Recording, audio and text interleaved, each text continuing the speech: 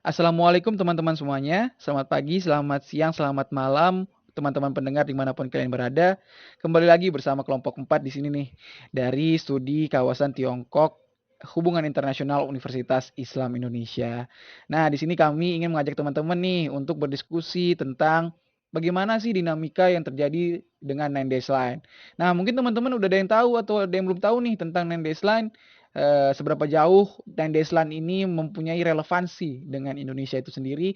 Mungkin bisa pantengin terus, stay tune terus di podcast kami nanti sampai berakhirnya. Pertama-tama perkenalkan dulu, nama saya Taufik Zuri Rosyidi dari HI Angkatan 19. Di sini saya ditemani oleh dua rekan perempuan hebat-hebat, pinter-pinter. Mungkin rekan-rekan saya bisa memperkenalkan namanya terlebih dahulu. Silakan teman-teman. Halo, nama aku Kia Satina Gebi Inaya, biasa dipanggil Gebi, dari Hubungan Internasional Angkatan 2019. Halo teman-teman semua, kenalin aku Citra Dewi Zarati dari Hubungan Internasional Angkatan 2019. Terima kasih Mbak Citra dan Mbak Gebi atas perkenalannya. Nah, mungkin teman-teman tadi sudah mendengarkan ya, kami tadi bertiga siapa saja. Mungkin dari perkenalan tersebut bisa membuat podcast kali ini atau diskusi kali ini lebih akrab atau lebih intim dengan teman-teman. Nah, sebelum kita beranjak lebih jauh, mungkin di sini kita lebih ingin tahu nih, apa sih sebenarnya itu Nendes Line, bagaimana latar belakangnya, bagaimana kemudian sejarah dari Nendes Line itu sendiri. Mungkin dari rekan-rekan saya bisa menjelaskan eh, tentang sejarah dan latar belakang Nendes Line ini. Silakan Mbak Citra atau Mbak Gebi. Oke, menyambung dari Taufik dan Citra, di sini aku mencoba untuk menjelaskan tentang Nandesland itu. Nandesland itu apa sih teman-teman? Jadi Nandesland itu garis putus-putus yang ada di peta yang itu diklaim oleh negara Cina bahwa itu punya mereka. Nah, sejauh mana sih? Itu tuh membentang sejauh 2000 kilometer dan termasuk di negara-negara lain seperti dekat di Indonesia, Vietnam, Filipina, Malaysia, seperti itu. Nah, Nandesland itu tuh adanya kapan sih? Jadi Nandesland itu ada itu setelah Perang Dunia Kedua, yaitu sekitar tahun 1947, di mana menurut historis dari pihak Cina bahwa itu adalah wilayah kekuasaan mereka. Nah, tidak berhenti di situ, ternyata Nandes selain itu ada sejarahnya juga. Jadi, Cina itu dulu berseteru dengan Jepang, di mana pada saat itu Cina itu dikuasai oleh Partai Kuomintang, dipimpin oleh Chiang Kai-shek, di mana ketika melawan Jepang itu ada 11 garis putus-putus atau 11 dash line. Singkat cerita, Cina itu kalah sehingga Cina pada saat itu hijrah ke Formosa, itu di daerah Taiwan. Kemudian mereka mengklaim bahwa garis putus-putus itu punya Cina. Tetapi pada tahun 1950, dipimpin oleh Perdana Menteri Zhou Enlai, beliau mengeluarkan dua garis putus-putus sehingga menjadi hanya 9 garis putus-putus atau kita sebut sekarang Nine Dash Line. Nah, salah satu yang dikeluarkan adalah Semenanjung Tonkin. Itu dihadiahkan untuk Vietnam Utara yang sedang melawan saudaranya sendiri yaitu Vietnam Selatan. Pada tahun 1949 sendiri, sebenarnya Cina mulai mendirikan yang namanya Republik Cina yang dikuasai oleh dari Partai Komunis. Kemudian tahun 1950 melalui Perdana Menterinya itu menghilangkan dua garis tersebut dan sampai dengan saat ini yang diklaim oleh Cina adalah 9 garis putus-putus yang tidak hanya mengena pada negara kita tetapi juga pada negara-negara lain seperti Filipina, Malaysia, Vietnam, Brunei Darussalam itu juga sama terkena imbas dari klaim Nandes Line. Nah, wilayah yang masuk dalam Nine Dash Line itu seperti Kepulauan Paracel yang sama-sama juga diklaim oleh Vietnam dan Taiwan. Kemudian ada lagi selain Natuna ya punya Indonesia, ada Kepulauan Spratly yang bersengketa dengan Filipina, Malaysia, Vietnam, dan Brunei. Nah, kemudian pasti teman-teman tahu lah pernah dengar yang namanya Pulau Natuna. Tapi sebenarnya Pulau Natuna itu ada di mana sih teman-teman? Mungkin dari Citra atau Taufik ada yang mau menambahkan? Nah, aku tahu tuh Natuna itu bertepatan di Kepulauan Riau kan ya. Iya, betul banget Citra. Kepulauan Natuna itu beserta wilayah perairannya masuk dalam Kabupaten Natuna. Jadi Natuna tuh sebenarnya kepulauan, tetapi wilayah perairannya masuknya Kabupaten Natuna, provinsinya Kepulauan Riau atau Kepri. Nah, Kabupaten Natuna sendiri menjadi kabupaten terluar atau paling utara yang terletak di Selat Karimata. Sehingga ya mungkin itu alasan dari Cina juga karena itu kan pulau paling utara ya yang dimiliki Indonesia sehingga diklaim pada waktu itu. Kemudian teman-teman tahu nggak sih sebenarnya kalau saat ini tuh itu kan masih bergulir tuh kayaknya tentang Natuna itu. Mungkin Citra bisa menambahkan nggak soal Natuna? Nah, jadi seperti yang dijelaskan Gaby tadi, bahwa Nine Dash Line yang berbentuk U ini yang berada di peta Cina tersebut menimbulkan sejumlah kontroversial.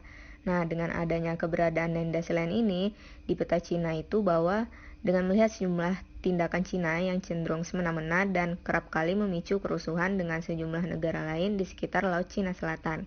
Nah, terutama waktu itu di Laut Natuna, Cina itu melakukan penangkapan ikan secara ilegal yang mana terdapat dalam hukum internasional atau UNCLOS bahwa Cina telah melanggar dengan melewati batas wilayah dengan menganggap bahwasannya wilayah perairan Natuna itu tuh milik mereka.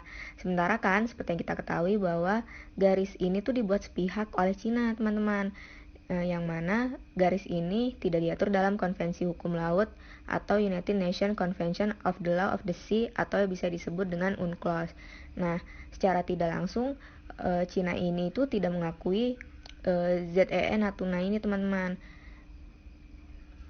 Dan memang sebenarnya jika berdasarkan letak geografis, mereka ini antara Laut Natuna dan Laut Cina Selatan ini sangat berdekatan yang berbatasan.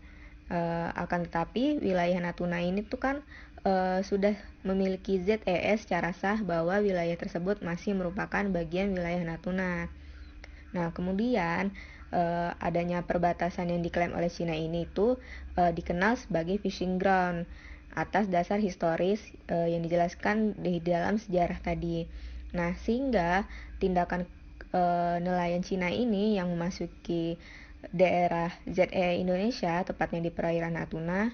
Nah, maka dari itu Cina ini dengan memasuki Laut Natuna tanpa meminta izin dan memperhatikan peraturan yang ada, dikarenakan Cina ini tuh menganggap nih, wah ini kan wilayah kami, jadi dengan adanya pengakuan sepihak mereka ini, mereka memberikan dampak kepada wilayah perairan tersebut yang salah satunya adalah terjadinya delimitasi maritim Indonesia dengan garis 9 putus-putus ini. Nah, untuk menentukan perbatasan maritim antara negara, maka perlu dilakukan delimitasi, yang mana proses delimitasi ini sebagai suatu penentuan garis batas wilayah maritim yang berbatasan langsung dengan negara lain, baik itu secara berdampingan maupun berseberangan. Nah, bisa dilihat juga klaim sepihak ini dapat mengancam loh teman-teman, yang mana meskipun dengan adanya hukum pun dapat kita lihat sendiri bahwa Cina itu tetap batu dengan peraturan yang ada, seolah-olah menganggap peraturan itu tidak ada. Nah, jadi kalau menurut aku sih dengan adanya tindakan Cina ini juga memiliki kaitan bahwa dengan adanya demografis yang tinggi sehingga keperluan pangan mereka itu meningkat, dan mereka ini jadi melakukan tindakan illegal fishing dengan dalih bahwa mereka memiliki wilayah tersebut sebagai milik mereka. Nah, bener banget tuh penjelasannya Citra. Di sini aku mau coba menjelaskan lagi. Mungkin Citra pernah tahu nggak sih, kalau ternyata tuh Cina tuh masih ngisengin negara kita di Natuna itu? Nah, kalau untuk itu, aku kurang tahu nih Gaby, gimana tuh ceritanya. Nah, berdasarkan penjelasan tadi, tentunya maritime security penting di sini yang mana diatur dalam UNCLOS. Akan tetapi, melihat kerusuhan Cina tadi, bukankah dengan adanya ZEE tadi sudah tertara dalam UNCLOS? Gimana nih menurut tanggapan teman-teman?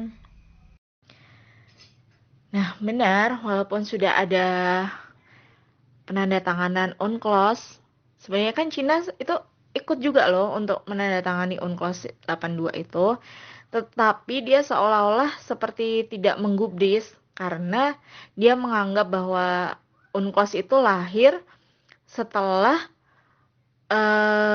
mereka kayak ini loh, mereka tuh kayak ini nih 9 garis tuh punya kita kepulauan-kepulauannya itu. Jadi mereka kayak seperti masih kekeh gitu. Padahal nggak berhenti di situ juga. Sudah ada Permanent Court of Arbitration yang putusannya menetapkan bahwa meski para pelaut dan nelayan Cina secara historis pernah menggunakan berbagai pulau di Laut Cina Selatan, tetapi bukti kuatnya tuh nggak ada secara historis. Cina pernah menguasai perairan tersebut atau sumber alamnya, tetapi itu tidak kebukti juga. Sehingga pengadilan memutuskan bahwa tak ada dasar hukum apapun bagi Cina untuk mengklaim hak historis terkait sumber daya alam di lautan yang disebut masuk ke dalam 9 garis batas. Tak hanya itu teman-teman, seperti yang dijelaskan Gaby tadi, bahwa Filipina sebagai salah satu negara Asia Tenggara juga terkena dampak dari klaim sepihak Cina. Dengan kedatangan kapal nelayan Cina ini untuk menangkap ikan secara ilegal di wilayah perairan Filipina yang mana telah melanggar hukum. Bahkan, pengakuan Cina terhadap Laut Cina Selatan ini diklaim hingga 80% banyaknya termasuk wilayah yang diklaim oleh Filipina. Dengan adanya klaim sepihak tersebut, Cina juga melakukan hal yang sama nih dengan Filipina. Cina melakukan serangan ketika pesawat Filipina berpatroli di atas Laut Cina Selatan. Bahkan, Cina ini juga sempat memblokir jalur perdagangan Filipina loh teman-teman. Sehingga tindakan tersebut memicu Filipina untuk terus memproteskan hal tersebut secara diplomatik atas tindakan Cina. Semestinya, dengan adanya putusan pengadilan arbitrase yang dimenangkan oleh Filipina, Cina tentu tidak boleh melanggar peraturan yang ada. Akan tetapi, seperti yang kita ketahui, bahwa dengan sejumlah tindakan semena-mena, Cina ini yang mana lagi-lagi nampaknya tidak mengakui putusan tersebut. Sehingga, sengketa yang saling bertentangan ini antara Filipina dan Cina di Laut Cina Selatan akan terus berlangsung selama adanya serangan dari Cina. Nah, walaupun ya seperti yang udah aku jelasin tadi, kenapa sih Cina tuh masih kekeh banget kayak Natuna tuh punya mereka. Mungkin teman-teman di sini ada yang tahu nggak? Atau bisa menjelaskan lebih jauh kenapa sih Cina tuh masih kekeh mengklaim bahwa Nandes Land itu memang punya mereka? Oke, aku izin masuk ya teman-teman. Jadi kalau menurutku, pemandanganku ini, aku sih ngelihat kalau misalkan Cina itu mempunyai kepentingannya sendiri di Laut Cina Selatan dan kenapa Cina atau Tiongkok ini tidak ingin keluar dari Laut Cina Selatan. Walaupun sebenarnya secara de facto dan de jure wilayah tersebut tidak berada di bawah kedaulatan Tiongkok. Tetapi saya rasa ini ada kaitannya dengan wacana yang lagi booming-boomingnya atau yang lagi gencar-gencarnya dinarasikan oleh Tiongkok, yaitu wacana Belt and Road Initiative. Nah, Belt and Road Initiative ini apa sih? Jadi Belt and Road Initiative itu adalah sebuah kebijakan ekonomi yang berporoskan pada Tiongkok pada dan kebijakan Belt and Road Initiative ini terjadi pada masa pemerintahan Xi Jinping. Nah, pertama kali Belt and Road Initiative ini diluncurkan itu di tahun 2013 dengan sebenarnya kalau saya melihat Belt and Road Initiative ini adalah duplikasi dari Silk and Road. Jadi Silk and Road itu mungkin teman-teman sudah pada dengar ya. jalur perdagangan sutra kalau bahasa Indonesianya. Nah, jalur perdagangan sutra ini kemudian di enhance atau dimodernisasi dengan oleh Cina, kemudian untuk memberikan akses jalur perdagangan yang lebih luas untuk mencakupi komoditas yang akan dijual oleh Cina. Nah, selain itu dalam Belt and Road Initiative ini, Cina juga menggabungkan antara jalur perdagangan sutra yang umumnya itu pemetaan darat dan ada juga yang namanya Silk and Road Maritime. Jadi jalur perdagangan sutra tapi dia wilayahnya laut gitu. Nah, seperti yang teman-teman tahu, sebenarnya eh, Belt and Road Initiative ini kan dia mempunyai dua wilayah gitu, artinya ada cakupan darat dan ada cakupan laut gitu ya. Dan di mana sebenarnya darat dan laut ini target utamanya adalah untuk memetakan jalur perdagangan internasional. Nah, jalur perdagangan internasional ini salah satunya ya tadi termasuk Laut Cina Selatan itu sendiri. Nah, mungkin di Indonesia juga ada salah satunya yaitu Selat Malaka ya. Tapi Selat Malaka itu mungkin teman-teman juga udah tahu bahwa Selat Malaka itu tidak berada di bawah negara-negara yang tidak berada di bawah kedaulatan negara-negara yang ada di Selat Malaka itu sendiri seperti Malaysia, Indonesia atau Singapura gitu. Tetapi hal ini menjadi menarik kalau misalkan kita lihat dari Laut Cina Selatan. Sedangkan kalau teman-teman tahu dan teman-teman rekan-rekan saya sudah menjabarkan tadi bahwa sebenarnya terjadi konflik tuh antara Filipina, kemudian Indonesia juga punya konflik dengan Cina, kemudian ada Vietnam juga konflik dengan China, masalah Laut Cina Selatan. Nah, memang sebenarnya Laut Cina Selatan ini kan mencakup wilayah-wilayah di Asia Tenggara. Jadi, kalau saya melihat sebenarnya Nine Dash Line itu hanyalah eh, alasan fundamentalnya aja, alasan normatifnya aja untuk menghalalkan Cina mencakup atau mencaplok wilayah Laut Cina Selatan ini. Nah, apa sih latar belakangnya? Kalau saya melihatnya sih latar belakangnya itu tidak bisa terlepas dari kepentingan nasional. Nah, kepentingan nasional di sini yang saya maksud adalah ya tadi Cina itu ingin terlihat sebagai polisi atau pemegang kuasa nih di daerah Laut Cina Selatan yang notabene-nya itu jalur perdagangan internasional. Nah, kalau misalkan saya melihat apa sih korelasinya antara pemegang daerah atau pemegang daerah sesuatu yang krusial ya, jalur perdagangan internasional. Nah, saya rasa itu bentuk dari framing atau bentuk dari melihatkan powernya si Cina gitu. Nah, ini juga tidak terjadi pada Laut Cina Selatan, tetapi terjadi juga pada kayak misalkan di Pakistan, di mana China sedang melakukan investasi di pelabuhan di sana, kemudian di Mesir, China mempunyai hubungan yang baik sangat baik dengan Mesir. Terutama saya lihat hubungan yang baik dengan Mesir ini karena Mesir ini salah satu negara yang berada dalam terusan Suez gitu. Nah, terusan Suez dan Laut Cina Selatan ini kan mirip-mirip gitu. Kedua hal ini merupakan jalur perdagangan internasional di mana tepatnya kapal-kapal perdagangan internasional, kapal-kapal kargo itu melewati wilayah-wilayah seperti ini. Jadi saya rasa tidak bisa terlepas dari kepentingan nasional dalam mengamankan jalur perdagangan internasional. Gitu teman-teman. Nah, terlepas dari kepentingan yang dijelaskan Taufik tadi, menurut aku sih dapat kita lihat ya bahwa ambisi Cina ini yang berkeinginan menjadi negara superpower juga dengan adanya perang dagang antara Amerika Serikat dan Cina mendorong Cina untuk memperkuat aktivitas ekonominya dengan meningkatkan ekonomi ini menggunakan Laut Cina Selatan sebagai peluang. Kemudian dengan mengambil sumber daya alam yang ada seperti minyak, gas alam, dan maupun biota laut, yang mana kita ketahui bahwasannya dalam Laut Cina Selatan ini dengan kekayaannya yang berlimpah sebagai salah satu energi terbesar di dunia. Sehingga mereka ini ingin membangun kekuasaan yang bertujuan untuk memperkuat pengaruh ekonominya secara bersama, yang mana akan saling menguntungkan satu sama lainnya dalam penguatan kerjasama internasional.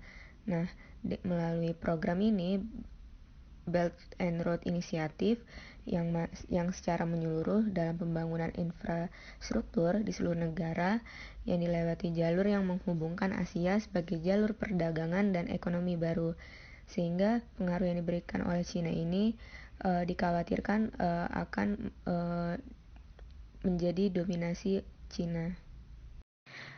Nah, aku setuju banget tuh sama pendapatnya dari Taufik dan Citra. Bahwa menurut aku, itu kenapa sih Cina tuh masih kekeh mengklaim Natuna dan lain-lain itu? Karena yang pertama, dia itu pasti ingin menjadi negara penguasa. Itu udah pasti, intinya sih itu. Nah, contohnya tuh kayak gimana sih?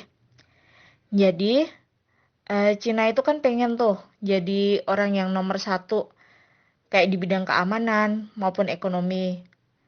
Misalnya soal keamanan, Cina berusaha membentuk tatanan keamanan baru dengan mengajak negara-negara di kawasan untuk mengeluarkan Amerika Serikat dari urusan keamanan Asia.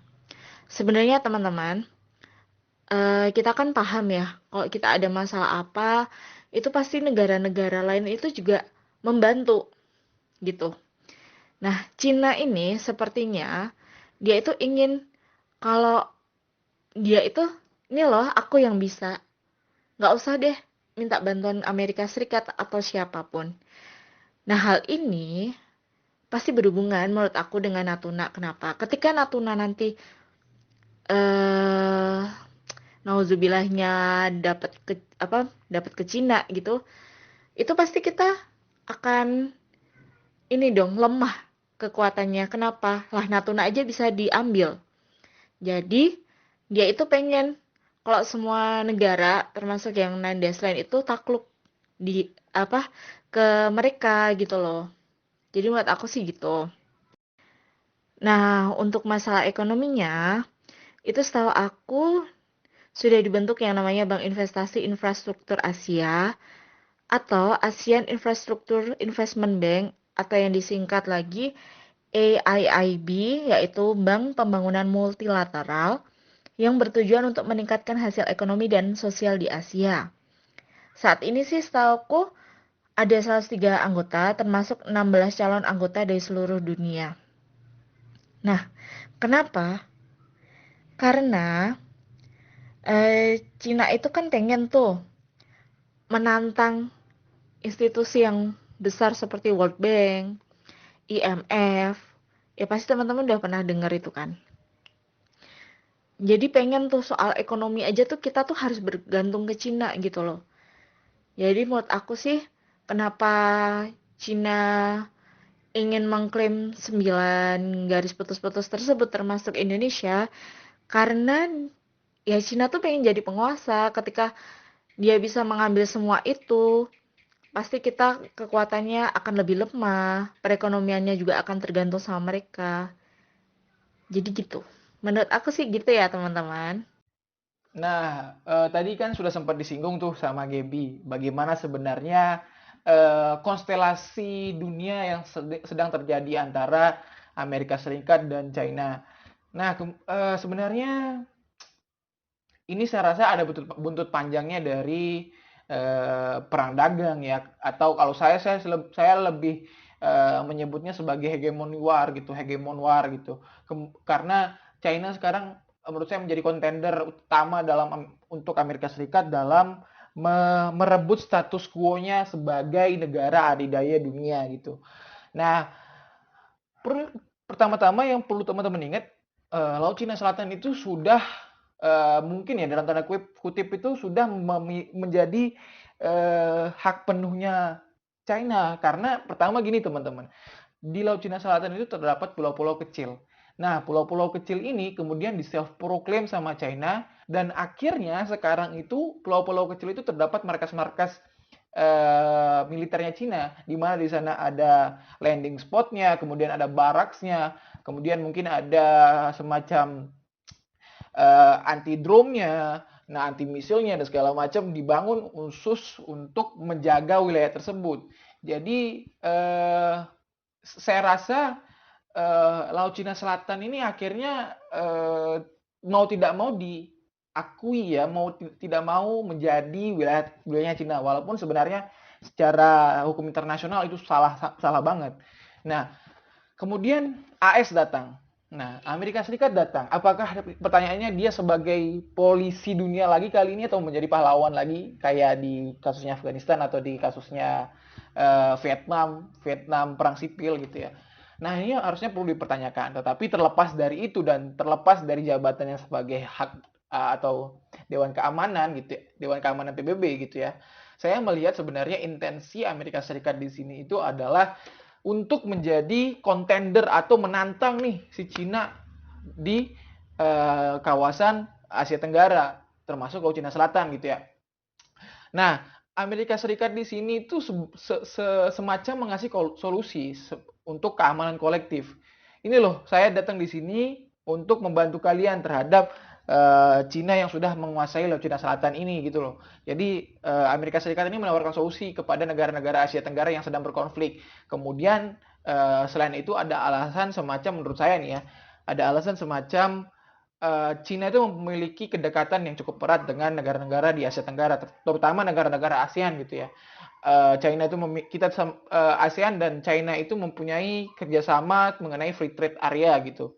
Nah, saya rasa kedekatan-kedekatan seperti ini membuat pengaruh China tuh besar, gede di Asia Tenggara, sehingga Amerika Serikat ini saya rasa minder gitu loh dengan pengaruhnya yang cukup gede di Asia Tenggara. Mengingat salah satu mungkin negara di Asia Tenggara yaitu Indonesia itu memiliki populasi yang cukup banyak, dan populasi yang banyak itu menurut saya ada hubungannya dengan perdagangan yang akan dilakukan atau komoditas yang akan didagangkan di negara tersebut gitu.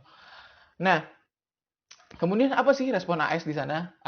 Nah, di sini ada namanya kebijakan AUKUS. Nah, apa sih AUKUS itu? Sebenarnya AUKUS itu kepanjangan dari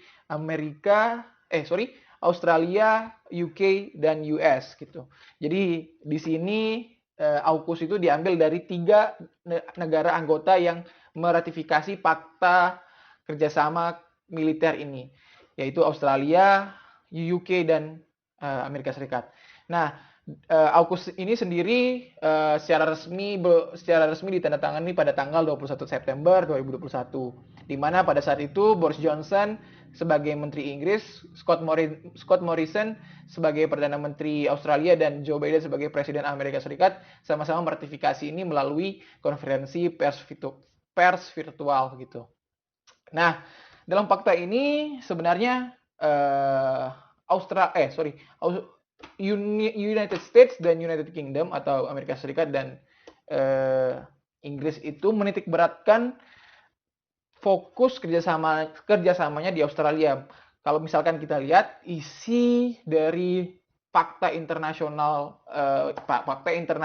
keamanan internasional ini, itu pertama salah satunya ya adalah pembangunan 8 kapal selam bertenaga nuklir yang kemudian dibantu oleh Amerika Serikat. Nah, yang perlu teman-teman ketahui bahwa sebenarnya kapal selam bertenaga nuklir itu merupakan sesuatu yang sangat rahasiakan oleh Amerika Serikat. Bahkan Amerika Serikat sampai sekarang hanya mengasih tahu Inggris bagaimana caranya membuat kapal selam bertenaga nuklir. Sampai akhirnya perjanjian AUKUS ini kemudian Australia dikasih tahu gitu bagaimana cara membuat kapal selam bertenaga nuklir gitu. Nah, kemudian ada lagi salah satunya yaitu melakukan semacam patroli atau keamanan kolektif di wilayah Indo-Pasifik. Mungkin teman-teman sudah ada yang pernah lihat tuh mappingnya kemana, bagaimana patrolinya gitu. Kalau saya melihat Indo-Pasifik ini bisa sampai Kutub Utara, kemudian Kutub Utara itu balik lagi ke Amerika, Amerika kemudian balik lagi ke Australia, balik lagi ke Indo-Pasifik gitu, Indo-Pasifik, Asia Tenggara, kemudian begitu balik patrolinya seperti itu, polanya seperti itu. Nah, kemudian gimana sih respon Cina terhadap AUKUS ini sendiri? Saya rasa kemarin setelah saya baca-baca gitu ya, China di sini secara diplomatis direspon oleh juru bicaranya Menlu Tiongkok, yaitu si Zhao Lijian. Nah, Zhao Lijian ini adalah jubir Menlu Tiongkok, di mana di sana dia mengucapkan bahwa AUKUS ini adalah tindakan yang tidak bertanggung jawab.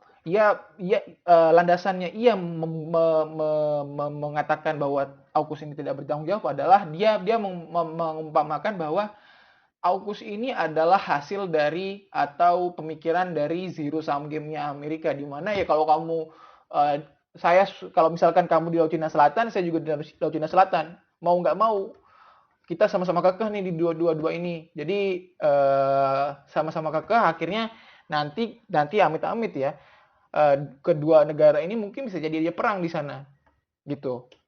Nah, yang kedua, secara kerjasama Cina sudah melakukan kerjasama dengan Rusia dalam menanggapi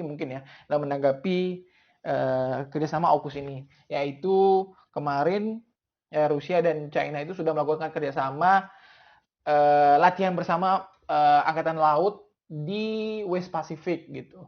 Nah, yang menjadi menarik sebenarnya dalam kerjasama kali ini itu adalah China mengeluarkan alutsistanya, yaitu kelas tipe 55 destroyer, di mana teman-teman kalau tahu destroyer itu adalah sebuah kapal perang anti kapal selam. Saya rasa sebenarnya ini bukan kebetulan. Saya rasa ini adalah respon dari AUKUS, di mana tadi Australia sedang mengembangkan kapal selam bertenaga nuklir gitu. Jadi saya rasa sampai sekarang pun Cina masih sama-sama kekeh gitu, antara Cina dan Amerika Serikat ini masih sama-sama kekeh tentang Laut Cina Selatan, dan sebenarnya seharusnya ini menjadi perhatian bersama negara-negara Asia Tenggara, karena mengingat dua negara ini sangat-sangat memiliki kekuatan yang militer yang sangat besar. Peringkat pertama Amerika Serikat, peringkat keduanya China. Nah, ini harusnya menjadi perhatian bersama negara-negara ASEAN, begitu menurut saya. Nah, aku mau nanggepin nih mengenai fakta pertahanan AUKUS yang direspon marah oleh Prancis. Dengan adanya respon ini, menurut aku sih dengan respon Prancis wajar ya kalau respon negara itu marah. Karena mereka pasti merasakan adanya ancaman baru, bahkan mereka juga harus memperkuat militer mereka. Atas tindakan kekecewaan tersebut, bahkan Prancis menunda perdagangan dengan Australia. Tak hanya itu, sebagai aliansi pun Prancis juga merasa seperti ditusuk dari belakang nih, karena keputusan Australia yang dilakukan secara sepihak. Sebelumnya, Australia juga telah didanai untuk memperkuat pertahanan mereka dengan kapal selam dan Prancis sebagai pengekspor senjata.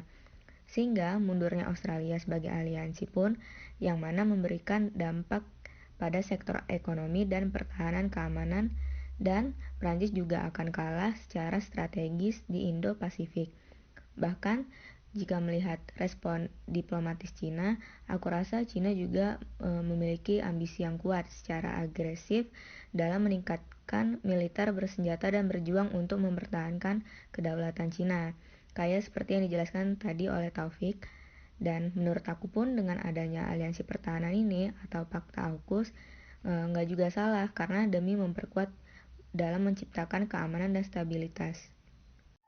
Oke, terima kasih Mbak Citra dan Mbak Gebi tentu saja. Nah, tadi pembahasannya menarik banget ya teman-teman. Kita sudah berbicara tentang latar belakang, sejarah, kemudian kita lompat ke Natuna, Filipina, konflik di Laut Cina Selatan.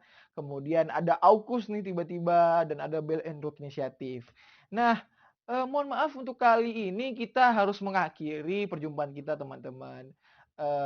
Mungkin di lain kesempatan kita bisa ngobrol-ngobrol lagi, diskusi-diskusi lagi gitu teman-teman. Tapi sebelum aku akhiri, aku ingin menyimpulkan dulu dari pembahasan kita kali ini. Jadi setidaknya ada 2 kesimpulan yang ingin aku sampaikan ke teman-teman.